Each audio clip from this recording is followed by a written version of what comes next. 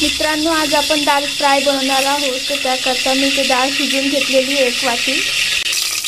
मित्रांनो, आता मी तेलामध्ये थोडंसं जिरा टाकलेला आहे। त्यानंतर मी इथे थोडी लाल मिरची टाकलेली आहे आणि थोडंसं हिंग पण टाकते। त्यानंतर बारीक केलेला कांदा सुद्धा ॲड केलेला आहे।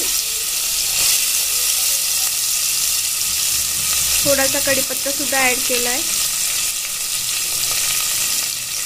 आता आपल्याला हे छान प्रकारे हलवून घ्यायचं आहे।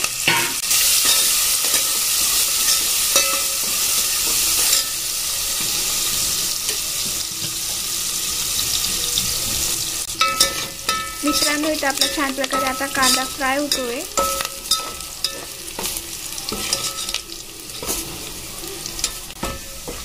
मित्रांनो, इथे आता थोडासा आपल्याला कांदा लालसर करायचा आहे। आता इथे लालसर कांदा झालेला आहे। आता मित्रांनो, मी इथे टमाटर पण टाकलेला आहे एकदम बारीक कट करून। त्यानंतर त्याच्यामध्ये मी थोडा धनिया ॲड करते 1 चम्मच। मित्रांनो, आता मी त्याच्यामध्ये 1 चम्मच लाल तिखट ॲड केलेला आहे। 1 चम्मच हळद ॲड करते। आपल्याला आता हे छान प्रकारे असं मिक्स करून घ्यायचं आहे। आता मी त्याच्यामध्ये 1 चम्मच अद्रक लसूणचा पेस्ट सुद्धा ॲड केलेला आहे।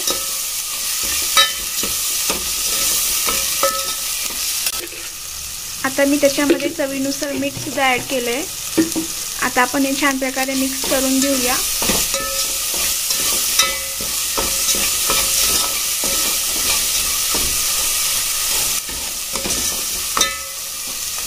तर मित्रांनो, इथे छान प्रकारे आता आपला मसाला आता फ्राय झाला आहे। आता आपण त्याच्यामध्ये डाळ सुद्धा ॲड करणार आहोत।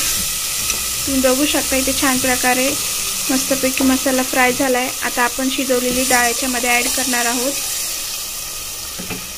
आता मी याच्यामध्ये डाळ ॲड केलेली आहे। आपण हे सगळं आता मिक्स करून घेऊया। तुम्ही बघू शकता इथे छान प्रकारे भाजीला कलर आलेला आहे। हे बघा मित्रांनो, खायला पण खूपच छान लागणार आहे।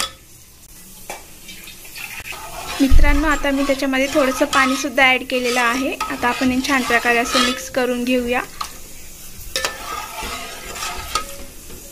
आता आपल्याला हे 5 ते 10 मिनिट बारीक गॅसवर उकळू द्यायचं आहे। मित्रांनो, हे बघा किती छान प्रकारे इथं आता आपली दाल फ्राय झालेली आहे। त्याचबरोबर मी खायला इथे राईस घेतलेला आहे आणि पुरी घेतलेली आहे। खायला खूपच छान लागणार आहे आणि दाल फ्राय तर एकदम टेस्टी झालेली आहे। तुम्ही घरी एकदा नक्की ट्राय करा, मुलांना खूप आवडेल। आमचा व्हिडिओ आवडल्यास लाईक करा, सबस्क्राईब करा आणि बेल आयकॉन दाबायला विसरू नका। धन्यवाद।